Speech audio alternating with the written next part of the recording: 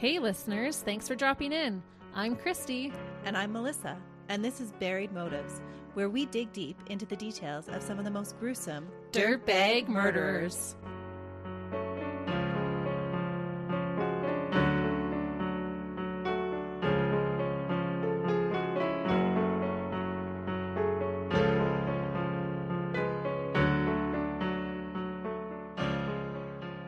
Hey listeners!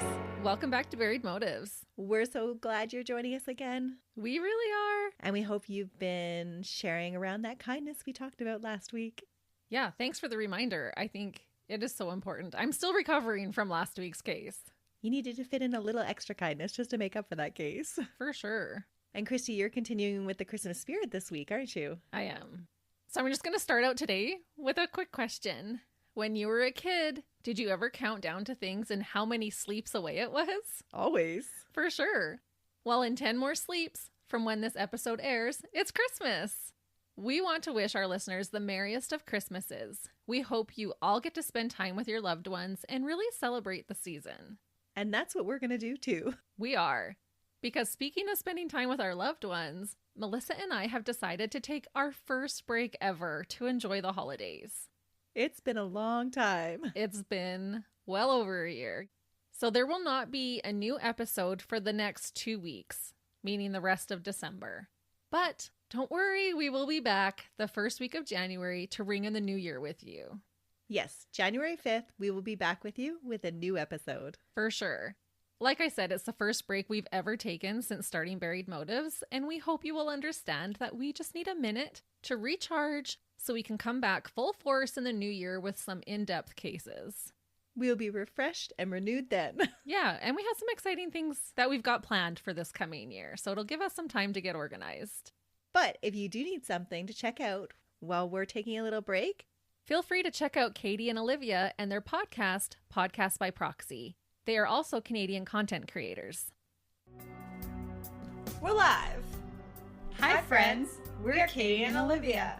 Podcast by Proxy is a Canadian true crime podcast hosted by former work besties who got new jobs but really missed working together. Every Tuesday, we take turns telling a true crime or history case in Canada in a conversational banter style. Grab your nearest pillow to scream into and get ready to learn about the not-so-polite Canadians. If you're looking for your new true crime besties, you have found the right place. You can find us on your listening platform of choice, Instagram and Patreon. Bye! Yeah, so if you're missing us, feel free to check these ladies out or take a listen to some of our older episodes. It's always nice to revisit sometimes. For sure. Since this is our episode closest to Christmas, my case this week is a Christmas case. It involves one of the worst and widely debated family massacres to date. Ooh, I love when there's always just a little bit of mystery. And this one absolutely has some mystery to it. There is no question, to me, who the dirtbag killer was, but his motive is still undetermined. I have my theories on why it happened, but you can see what you think as we go through the details. You know I love to guess. I know you do. So here, happy early Christmas. Yay! Before we dive into it, I want to shout out one of our awesome listeners for requesting this case. I felt like a listener request would be a great way to end the year. So a special thank you to Sarah for requesting this case. Merry Christmas, Sarah. And to all of our other listeners. Sarah actually requested this last Christmas. So it's taken a whole year to do this listener request. So I hope you're still listening, Sarah. And I hope you get to hear that we're doing your case. Today's horrible family annihilation took place on Christmas Day in 1929 in North Carolina, USA. The man responsible for taking the lives of his family was Charles Davis Lawson. Charles was born on the 10th of May, 1886, and was often called Charlie by those who knew him. It's the name on his headstone, so that is what I'm going to call him. His father was William George Augustus Lawson. He was born and eventually died in North Carolina. He died in the year 1919 at the age of 66. He was spared the realization of what his son would eventually do to his family. Charlie's mother was Nancy Jane Hill. As with everyone else in this case, she was born and also eventually died in North Carolina. She died in 1940 at the age of 78, fully aware of the monster her son had become. Oh no. Charlie's parents had 8 children in total. Charlie was the third born. 5 of his 7 siblings lived long enough to witness his abhorrent acts. I always think how hard this would be for the family, and that is why I often mention it with cases that are older like this. With a family annihilation, the victim's family and the dirtbag's family is the same family, making it so incredibly challenging for the remaining family, I'm sure. It's like a two-edged sword. It's coming at them from both sides. For sure. And that's why I'm always so curious who was still alive in the family to have to go through this. I mentioned that we are staying in North Carolina for this case. But guess where in North Carolina that the Lawson family grew up? I don't know North Carolina at all. Lawsonville! Were their families the founders? I don't think so. But they were the Lawson family from Lawsonville. And that just made me happy for some reason. That is pretty awesome. Lawsonville was an unincorporated community about 16 kilometers or 10 miles from Danbury. Not a lot is reported about Charlie's childhood, but I imagine it was pretty standard for the time. His siblings never reported any abuse while growing up, making this another one of those cases where we don't really need a lot of background on our dirtbag because his childhood isn't what was to blame for his actions. At the age of 25 in 1911, Charlie married Fanny Manring. Fanny was born on October 13th, 1892, making her 19 when they got married. Which was probably pretty typical at the time. Oh yeah, 19 and 25, that would have been pretty standard.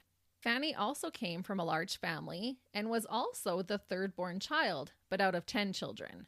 She had 9 siblings and was outlived by all of them.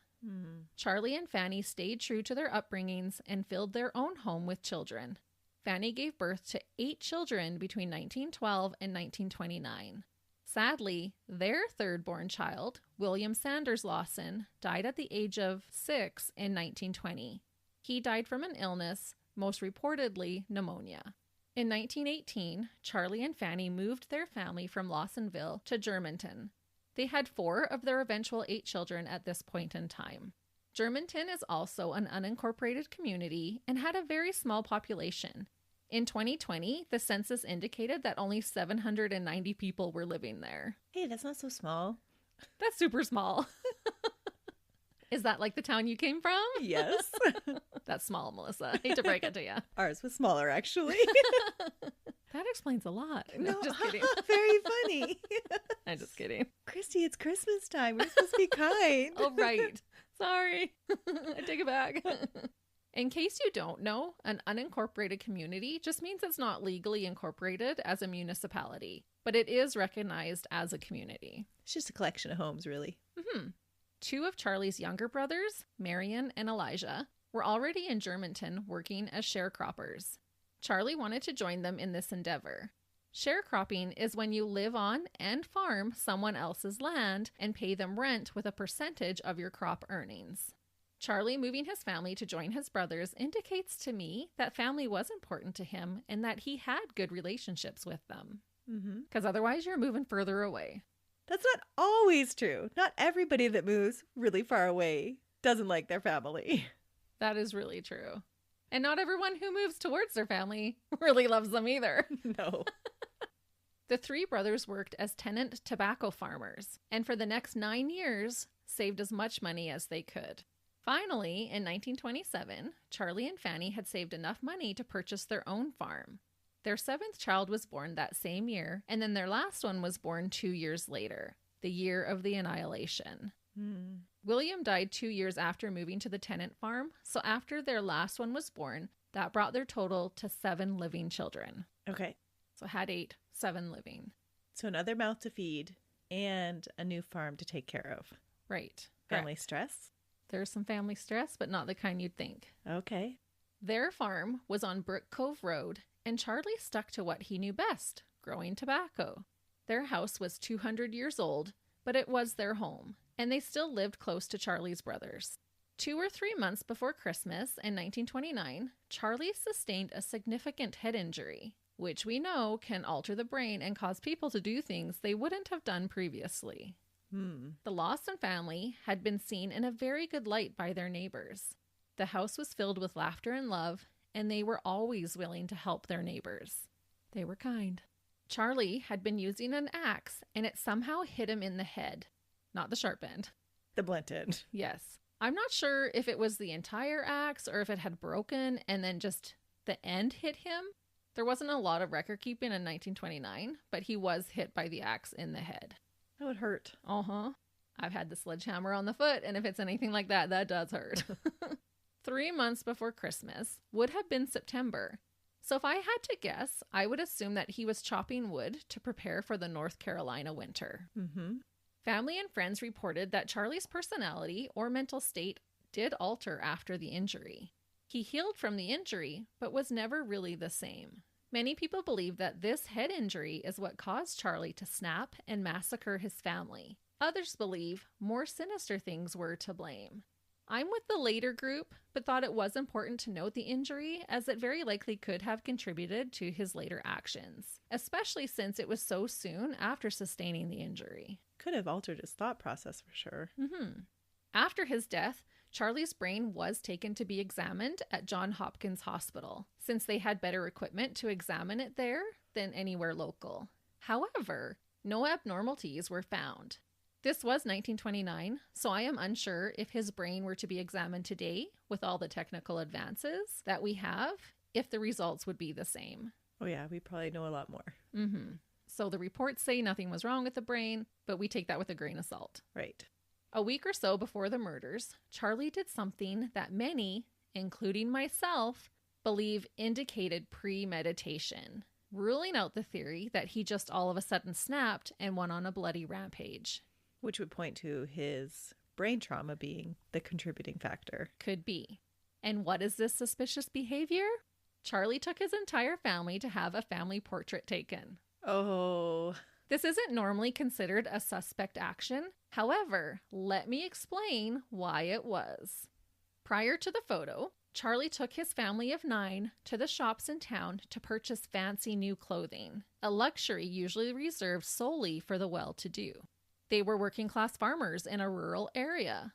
A purchase like this would have been unheard of during that era. Even now, that would be a pricey shopping spree that a large majority of families wouldn't be able to afford. Oh, for sure. Usually you're grabbing from your closet, what can we put together for family photos? The Lawsons had a professional photograph taken at a Winston-Salem photographer's studio, and it is haunting to look at. It is the only known photo of the family. It could very well be the only one ever taken. Many believe that Charlie wanted a picture of his family to be remembered by, and ironically, each one of them, except for one, was buried in that fancy new outfit. Oh, and so you think he bought the outfits for burial clothing? Well, this does make me question if he knew he was purchasing the clothing that they would ultimately be laid to rest in. Oh, why only some of them and not all of them? Because one of them survives. Okay. These purchases took most, if not all, the family's money, suggesting that Charlie knew they wouldn't need money for long. It wasn't purchases they could comfortably afford. So this to me speaks premeditation. He's emptying the bank account. He's emptying the bank account. He's getting this family photo to kind of immortalize their family so they can be remembered. And he's purchased them all brand new clothing. Okay, but I still need a motive then. We still have a motive. This was just to kind of allude to the fact that there was premeditation. Right. Because you're not going to empty your bank account for a family photo. No. If you're not able to feed that family. Right, exactly. Let's now go to December 25th, Christmas Day, 1929. Christmas should be a magical time, filled with love and joy, especially for a family with young children. Most families enjoy a meal together and expressing their love for one another. The older we get, the more we appreciate that Christmas isn't about the presents, rather those you hold dearest. Unfortunately, this particular Christmas, for the Lawson family, would instead be filled with horror and bloodshed. I always find it so sad when these family annihilations happen on a holiday. I know, and they often do. It just seems so wrong, though. It really does, because it's the opposite of what should be happening on a holiday. Yeah. Charlie had hyped up his children prior to Christmas morning, saying that he had a special surprise for them that year. Oh, so he's totally planning it. I believe so. Unfortunately, what he had in store was something no one should ever be subjected to and would have been the last thing they would have expected from their father, the man dedicated to providing for and protecting them. To me, this totally upped his dirtbag status. The kids, especially after being treated to clothing and a photo, likely would have been thinking that their father was going to continue to spoil them. That's a logical jump to make for them. Yeah, because they don't know how much money the dad has. Just, oh, dad's been spoiling us all this stuff. Like Christmas is going to be good. Times are good. The Lawson family woke up to a fresh blanket of snow. I can't help but imagine that peaceful feeling of snow falling on a farmstead in the winter, especially on Christmas morning. The family had plans of enjoying a nice meal together later that day, and preparations had already begun in the kitchen. Marie, the firstborn child, age 17, had gotten up early to bake her famous raisin cake. Aw. I know. She baked 2 layers in separate pans and then assembled the cake with icing. The fire would have been burning and the house would have had that Christmas magic smell in the air. A common tradition in that area at the time was to go rabbit hunting Christmas Day. Charlie and his oldest son, 16-year-old Arthur, went out hunting that morning. Maybe rabbit was what they cooked for dinner, I'm not sure, but that was a common tradition. When they ran out of bullets, Charlie instructed Arthur to go to town to purchase more bullets so that they could continue to hunt. Arthur obeyed his father and left the farm. Little did he know, his father was not, in fact, out of bullets. So did he do this purposely to save Arthur? We're going to talk about it. Okay. 12-year-old Carrie and 7-year-old Maybelle decided that they wanted to go visit their aunt and uncle who lived close to their farm to wish them a Merry Christmas. It was believed to be around noon when the girls bundled up and headed out the door into the fresh, crisp snow. To get to their aunt and uncle's house, they had to walk past the tobacco barn that was on their property, a thing they likely did hundreds of times. This time, unbeknownst to them, their father was laying in wait, shotgun in hand. As the girls passed the barn, Charlie appeared and shot each of his daughters with his 12-gauge shotgun until they fell to the ground. He picked them off? He did. He was hiding behind the barn. Oh. They walked past. He jumped out and shoots them both. And nobody in the house knows anything's going on. No, because they're all out rabbit hunting. Yeah, because they're expecting to hear shotgun shots. Yeah, so it's not going to invoke any kind of suspicion at all. No. Or worry. Wanting to make sure he had done the job properly, Charlie proceeded to bludgeon his defenseless daughters to death. What? Both injuries would be reported as their cause of death, so it's unsure if they died immediately after being shot or if they were still alive when he began beating them. He was just filled with rage? He just wanted to make sure they were dead. You think a gun would make sure they were dead more than a beating would? Yeah, you would think so. Like, why not just shoot them again? Why beat their bodies? That's what I felt like. Like, that's a very rageful, personal kind of attack. Yeah, that's weird. It's way more vicious. And he wasn't known to beat his children before this. Not at all. That is interesting. Yeah, no reports of abuse. Charlie was a good guy. Charlie drug Carrie and Maybelle's bodies into the tobacco barn. He crossed their arms across their chests and laid their heads on large rocks as if they were pillows. Although the bodies were now out of sight, their crimson blood would have looked shocking against the pure white snow. Oh, would have. So eerie. Reportedly, this was like a huge amount of snow for North Carolina at that time. Next, Charlie headed towards the house. He came upon his loving 37-year-old wife, Fanny. Some reports claim that she was peeling potatoes on the porch. Others say she was hauling firewood into the house. My guess is, considering how much snow they had received, she likely wasn't sitting outside peeling potatoes, but instead was fetching wood. Either way, she was outside. She was outside on the porch. And women can multitask. That's true. Maybe she was peeling potatoes in the house and went out to get more wood for the fire. When Charlie got close enough, he shot Fanny dead. In her last moments, Fanny might have heard her 2 daughters being shot, but like you said, likely didn't think anything of it, since it was tradition for the people in the area to be rabbit hunting at the time, and hearing gunshots would not have been unusual. It's just an eerie thought to me. But she was found on the porch. It wasn't like she went off to investigate the sounds. No, not at all. Okay. Charlie entered the house where his eldest daughter, 17-year-old Marie, and his 2 youngest sons, 4-year-old James and 2-year-old Raymond, were located. Being an older house in 1929, it appeared like the kitchen and living area were all in the same room. I could also see a large bed in the pictures of the same room, so I'm not sure how many rooms were even in the house or if it was just one large room. I think it may have been one large room with a second room upstairs for sleeping. It is impossible to know for sure if Marie saw or heard her mother get shot. I'm guessing she probably did. Yeah, a shotgun blast is pretty loud. Yeah, and right on your front porch? You would know. I think so. Nobody's shooting a rabbit on your front porch. No, and if she was gathering wood, the door might have even been opened. Charlie found Marie standing by the fireplace and open fired. She fell to the ground, her blood soaking the hardwood beneath her. Investigators determined that the boys, however, were fully aware of what was happening and tried to run and hide from their dad. Oh, it would be so scary. It really is. And they're 2 and 4. They're so little. It's hard to comprehend even them having a knowledge to even run. Exactly. Like they just see their sister fall.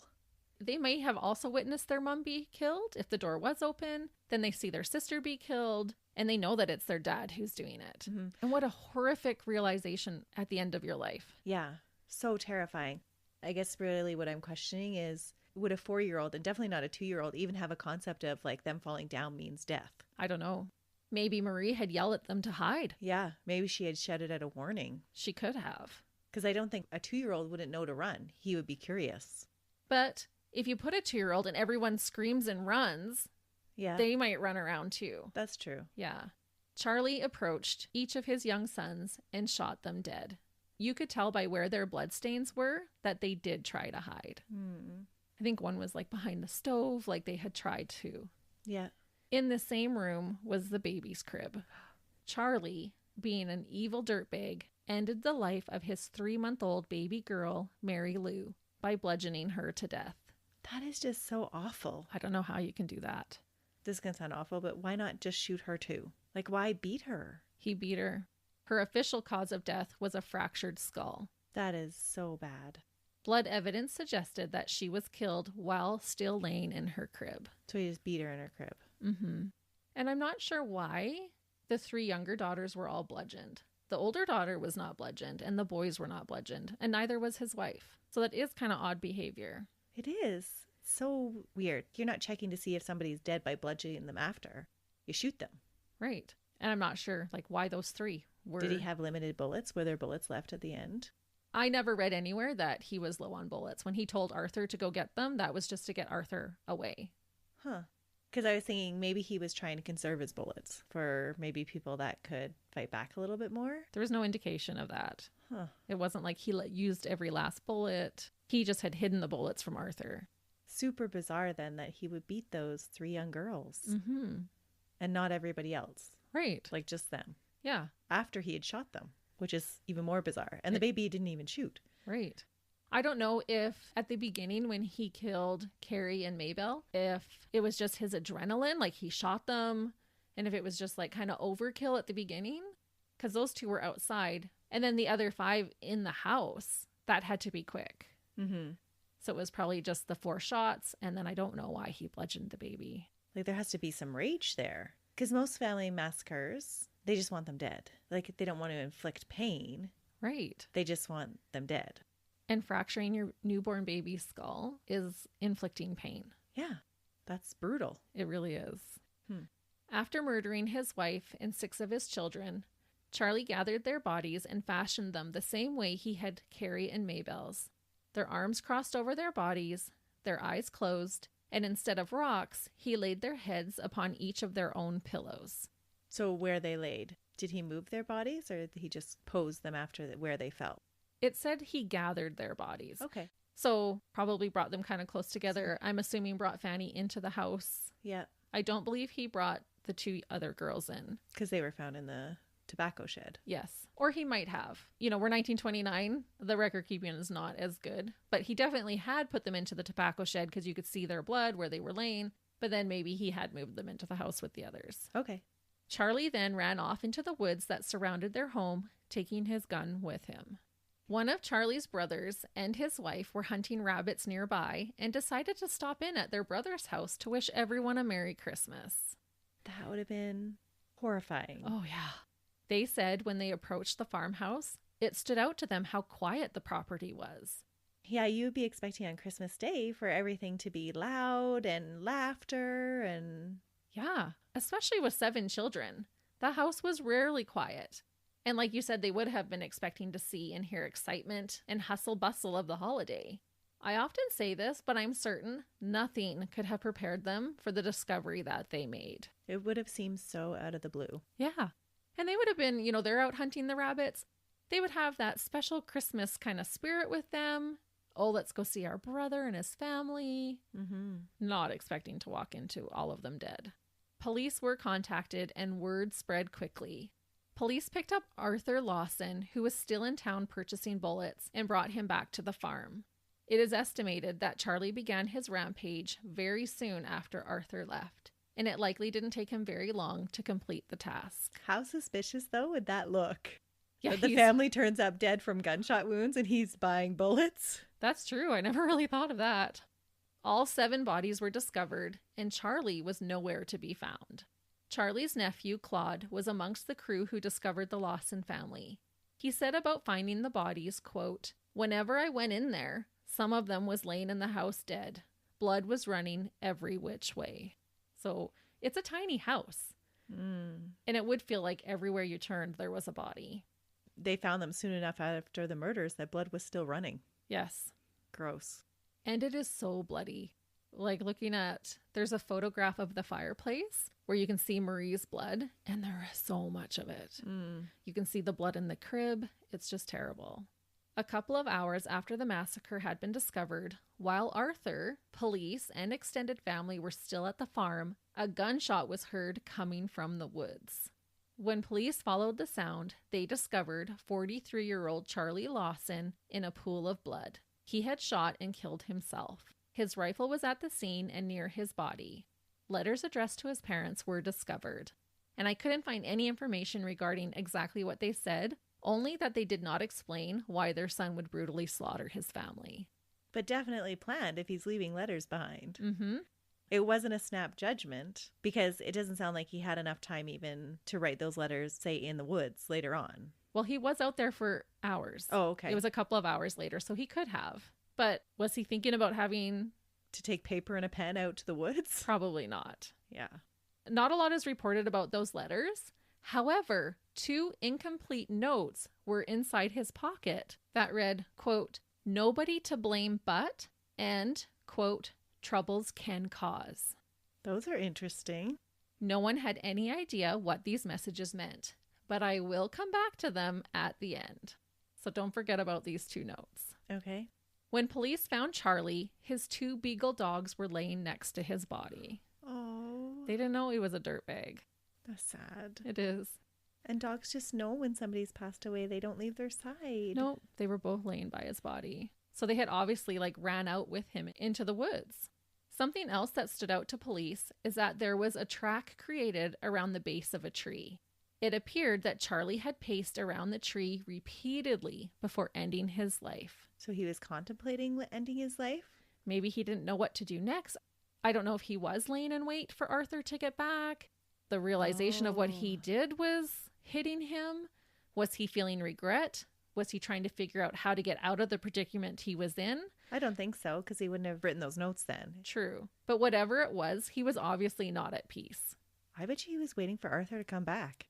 But he wasn't just sitting there laying in wait. He was pacing. Like they said, it was like a trench of mud that he had kind of walked it down to around the tree. Right, but he would have been waiting for Arthur to get back, knowing that he had to kill himself before anybody found them. And so it would have been this stress of, when is he coming back? I need to just finish this, wanting to get it over and done with and kill himself, but still waiting for Arthur to come back. That could be. And when Arthur came back, police escorted. Then he was probably now what do I do? Yeah. Because my brother, he wasn't expecting his brother to come and find the family that quickly and call police. And now it's not just Arthur by himself. There's a whole crew of people there. Right. If this was premeditated and you've planned this out and now it's not going according to plan, you would pace. You'd have to figure out something else. And he probably planned to take his son with him and now he can't. And what do I do? Do I finish my job or do I kill myself? Right. So I could see pacing for that reason. Yeah. That's very valid. I agree. I cannot imagine the horror that 16-year-old Arthur went through. First, to find out his mom and siblings were murdered, and then to hear the gunshot that ended his father's life. Yeah. He had an enjoyable morning with his father and had just left to run an errand. He was now the only one left alive in his immediate family. That would have been heartbreaking. Mm-hmm. And so confusing. Right. When he would have left to go to the store, Dad and I are hunting. We're going to catch a rabbit. Marie has already baked a cake. Mom's peeling potatoes. The girls are going to go see Aunt and Uncle. Like, it would have been such a good day. And there were no red flags that set him off that something bad was going to happen. Right. Because as a kid, you trust your dad. Yep. Many speculate why Charlie didn't include his eldest son in the killings. Did he want someone to carry his name and bloodline forward? Maybe. Many do believe that since his son was larger in stature than he was, that perhaps he sent Arthur away so that he wouldn't be able to overpower him and stop his sinister plan. And you think if he was going to shoot him, he would have done it when they were out rabbit hunting when he was alone and could have surprised him. Exactly. That is actually what I have next. I said, it's hard to say because if he really wanted to, he could have shot Arthur unsuspectingly while out rabbit hunting. He could have shot him from behind. He wouldn't have even seen it coming. So it is very curious as to why Arthur wasn't included in that. Because he could have said, let's go out into the woods. Let's look over here for the rabbits. He could have let him walk a few steps ahead and Arthur wouldn't have known any differently. Exactly. If his dad was like cocking the gun. Yeah. Yeah. He'd think his dad just saw a rabbit. Yep. That is so bizarre. It's very curious behavior. The news of this horrific murder-suicide made national headlines, including being featured on the cover of the New York Times. A funeral was held for the remaining Lawson family, and it is reported that thousands of people attended. The nation was heartbroken. I can see how it would make such big news. The entire Lawson family, except for the only survivor, Arthur, were buried in a mass grave in a private, local cemetery named Browder Family Cemetery in Germantown. The graveyard was established in 1908 for the W.D. Browder family and a few select neighbors and friends. It is still open today, but now exclusively for direct descendants of W.D. Browder. Well, that's interesting. I thought so. It's like a private cemetery. Seeing pictures of this grave is so unnerving. Charlie got to be buried in the same plot as his family, whom he had murdered. Really? Yes. I'm surprised. Because usually, like, you couldn't even bury somebody that had committed suicide in sacred ground. Or like consecrated ground. I know. Let alone a murderer. And maybe because it was a private cemetery? I don't know. That is interesting. The headstone is 3 large stand-up stones. It's ginormous. And I'm assuming the coffins of each section are stacked on top of one another.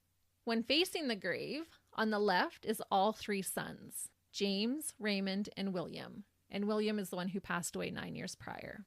In the center is Charlie, Fanny, and baby Mary Lou. Mary Lou was buried inside her mother's coffin, nestled in Fanny's arms. Yeah, that's often done. On the right side of the grave are the 3 other daughters, Marie, Carrie, and Maybelle. Except for one, it is so heartbreaking to see the death dates all being the same day. That would be so eerie. It really was eerie. Plus, it's infuriating to see Charles in the center of the grave with his family, whom he demolished. All on either side of him. Yeah, he's right in the center. Yeah, that is so disturbing. Yeah, it really upset me, the grave, to be honest. Was it Arthur's choice to do that, to have them buried that way? I don't know. He was only 16. I don't know if he would have had much say. Maybe it was the brothers. I don't know who made that decision, to be honest. It's an interesting decision. It is. It was a resting place I don't think he deserved. Yeah. The inscription on the gravestones reads, quote, "Not now, but in the coming years, it will be in a better land. We'll read the meaning of our tears, and then sometime we'll understand." Well, that's fitting. I don't know if we'll ever understand exactly why Charlie murdered 7 of his family members before ending his own life, but there is a motivating factor that we haven't discussed yet. Charlie and Fanny's 17-year-old daughter Marie was pregnant. Oh, the scandal. Who was the father? I'm going to tell you. In 1990, a book was published by Trudy J. Smith about the Lawson family murders titled White Christmas, Bloody Christmas.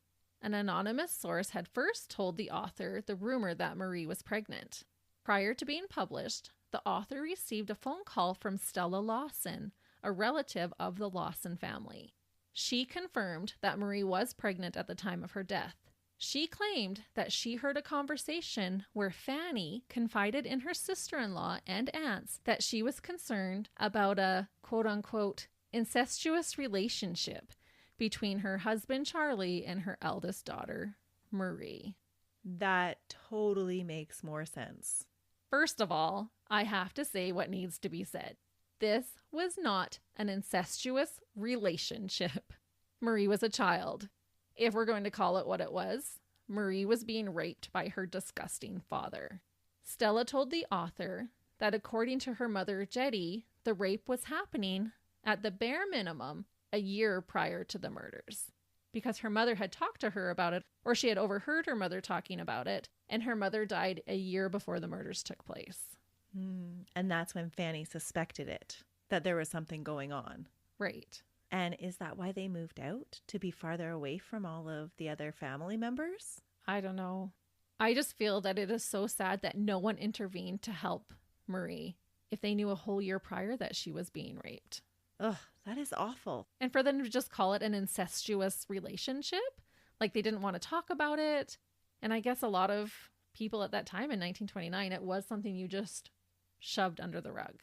Yeah, but I could see the urgency then. Right. Of all of a sudden, this is going to come to light. He needs to deal with this. And it was made clear that both Charlie and Fanny knew that Marie was pregnant with her father's child. About this, Stella, the family member who came forward, said, quote, "This was unbelievable when this happened. I could hardly take it in after being at the Lawson home and seeing the love that Uncle Charlie showed his family." That's a little too loving. Definitely too loving. That's not love. Yeah.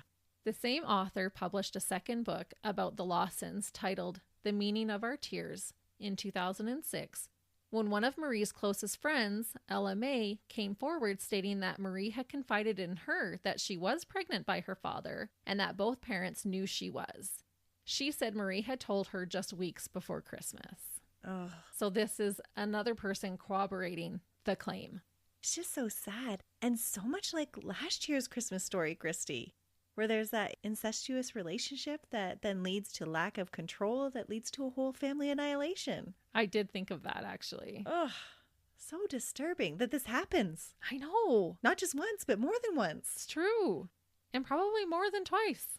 Oh, Another close friend of the family, Hill Hampton, admitted that serious problems were happening in the Lawson family, but wouldn't give too many specific details.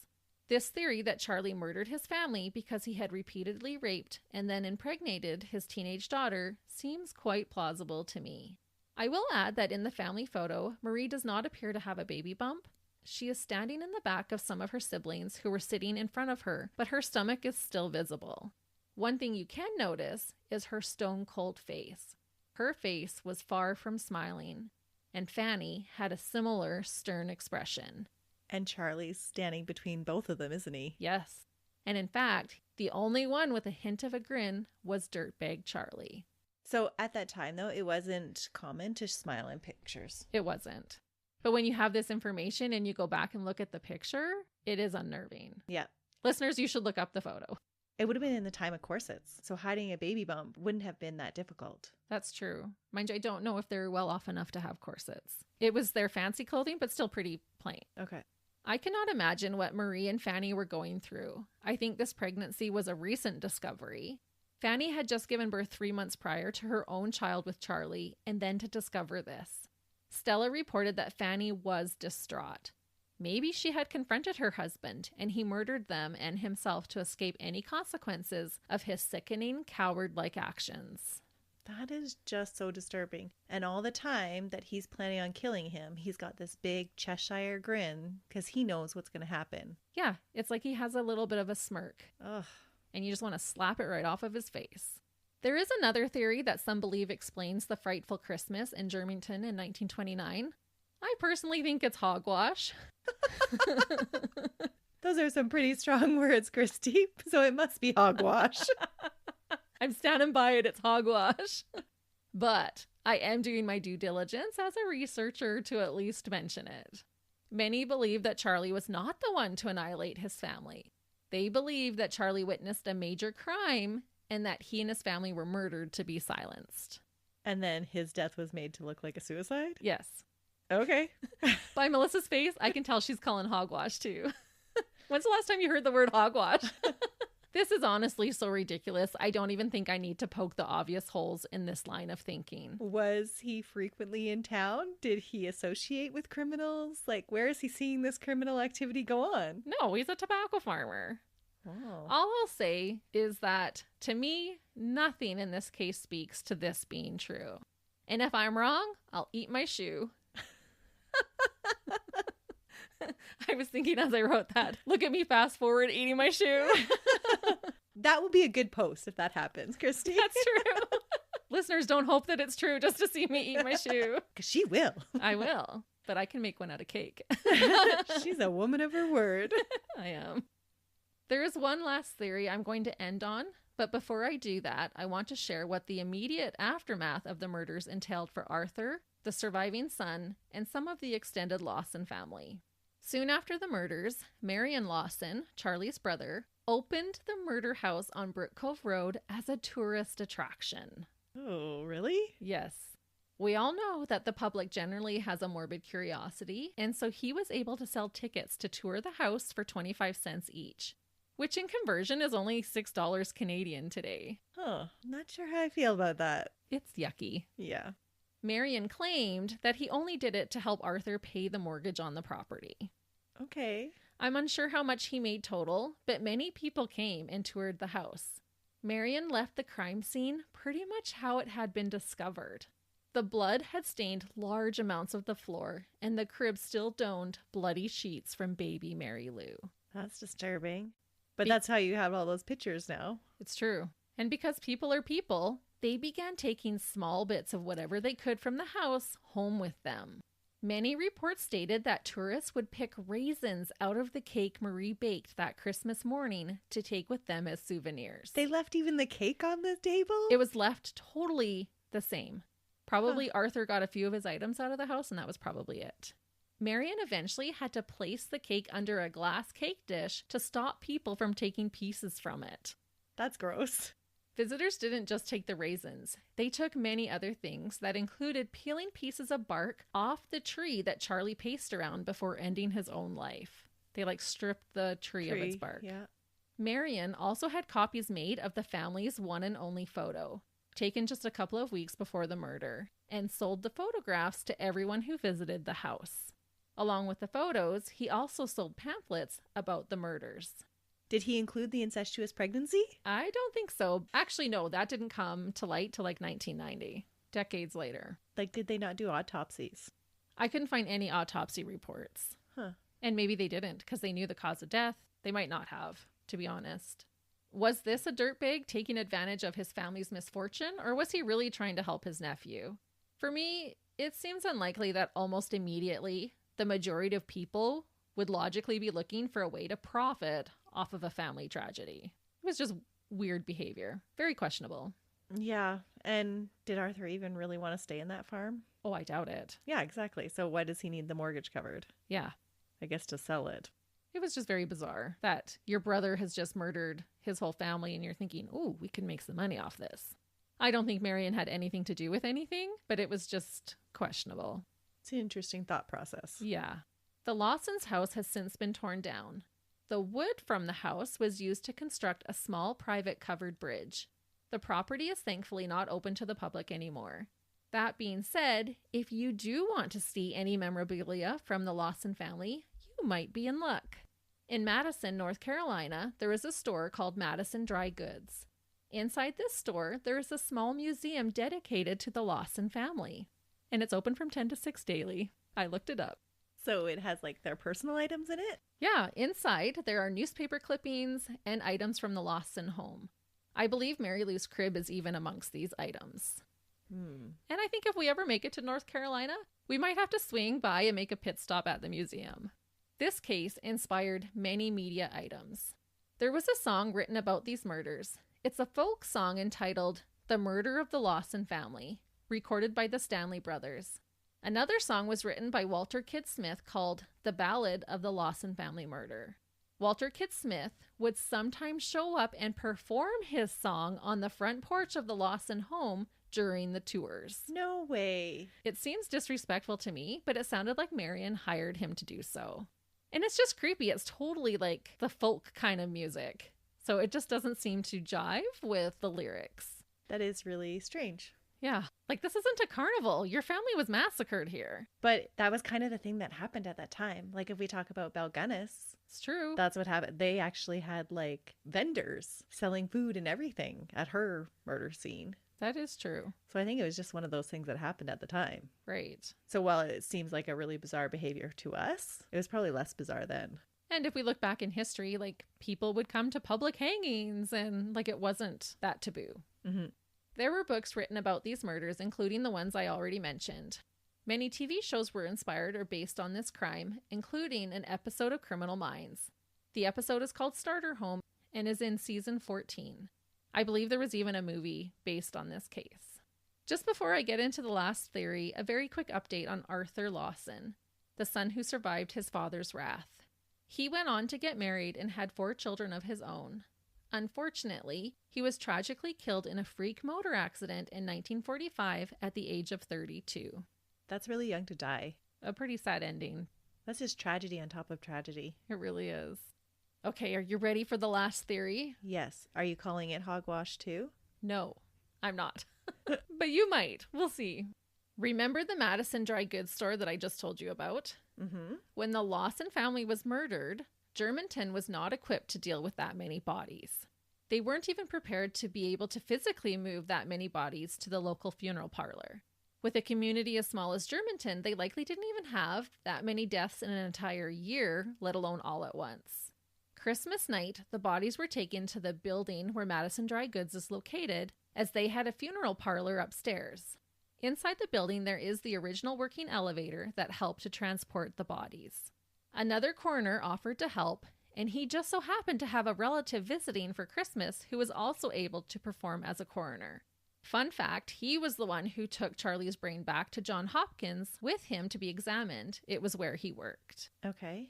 This building, located on 104 West Murphy Street, was built in 1908 and was first a hotel, I believe. It was also a tobacco shop while the hotel was operational. After they closed the hotel, that's when the TB Knight Funeral Parlor was established on the 2nd floor.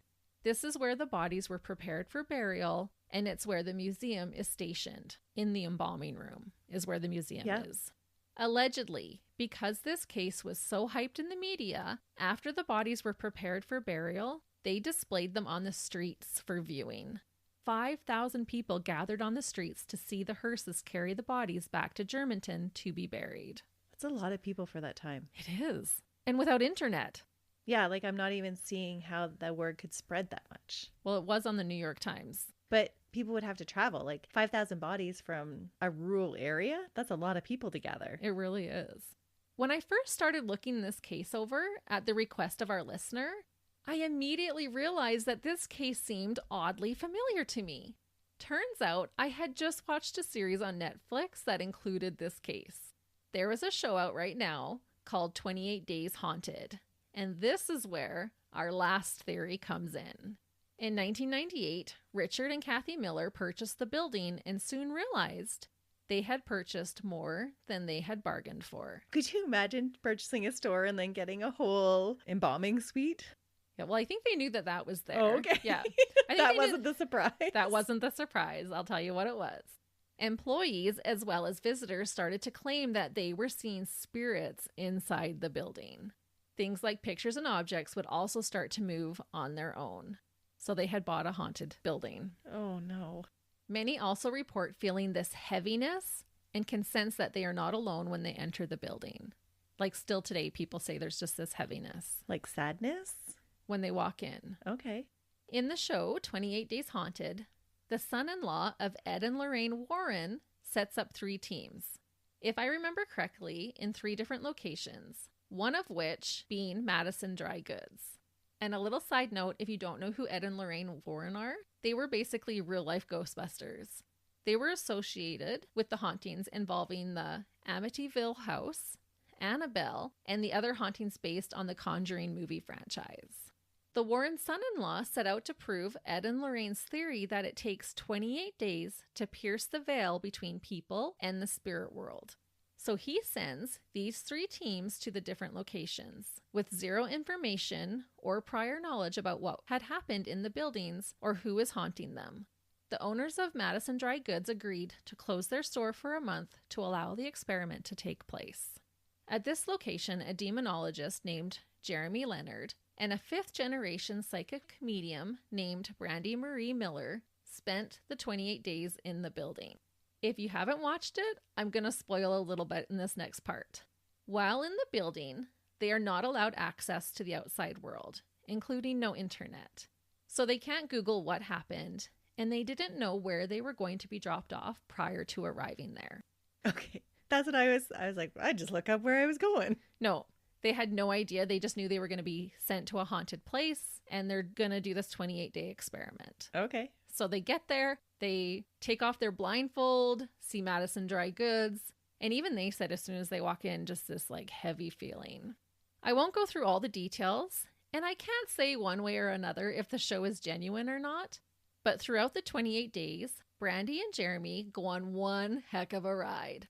They are able to see and feel spirits, some good ones including Fanny and Marie, and some not so good, including Charlie and a dark entity or demon. Some say he was possessed? Yes. That's like the story of The Conjuring. It is. Interesting. And it's Ed and Lorraine's son-in-law who was doing this experiment. So they're not reinventing the story. No. And hence another theory that this dark demon possessed or influenced Charlie into killing his family. Throughout the show, Brandy and Jeremy figure out a lot of the details that I just told you about. If the show isn't staged, this blows my mind. It's such a well-known true crime story that don't you think maybe they clued in to when they were there? This is the crime story that we're talking about? If it isn't staged, they didn't have any prior knowledge to it. I don't want to tell you too much, but I will leave you with one last thing that is super creepy. During the show, Jeremy starts to become affected by this dark power. His demeanor changes. He starts to have physical issues and no longer acts like his normal friendly self. Similar things that people reported Charlie behaving like after his head injury and leading up to the murders.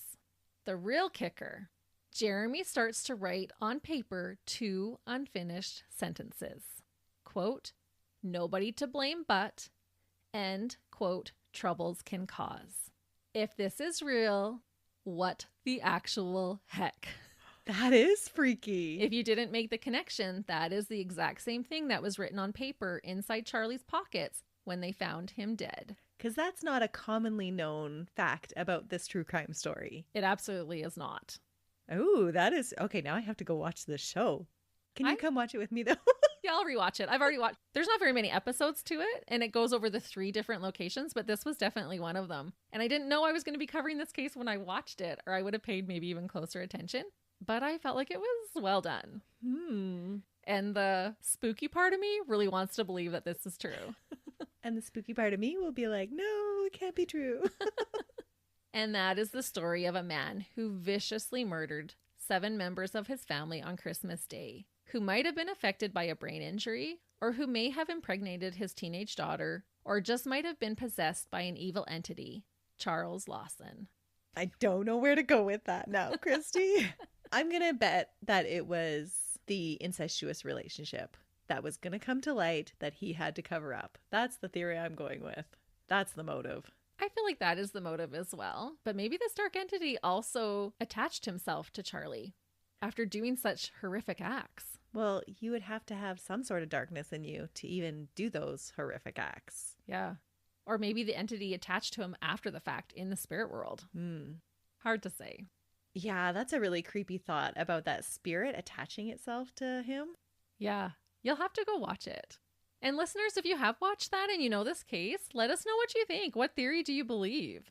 And to do a total 180 from everything that we just talked about, we again want to wish our listeners a very Merry Christmas.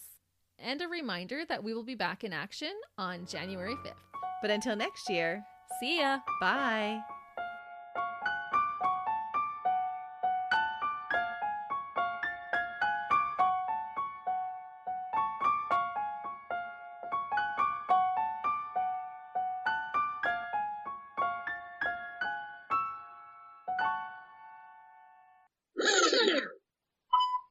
forgot it was me. I gave you the eyebrows. I know. Okay, sorry. What? All I'm thinking in my head is, ouch, Charlie, that hurt. Charlie bit my finger. It's still hurting, Charlie. That's the best video. I didn't know you knew that one. That was the running joke in our house for so long. Charlie's probably all grown up by now. Yeah. Hopefully not biting any more fingers. Cannibalism. See, replays are awesome. That's right. I didn't know that. That's why I put it in there. Cause I'm like, I didn't know that. I had to look it up. I did. That's because you were from an unincorporated community. Into the Topeka.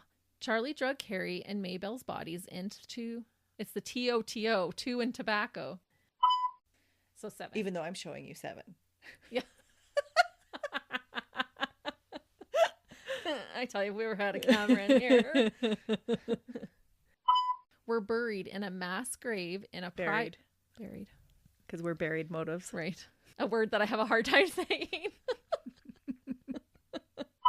Let me try again.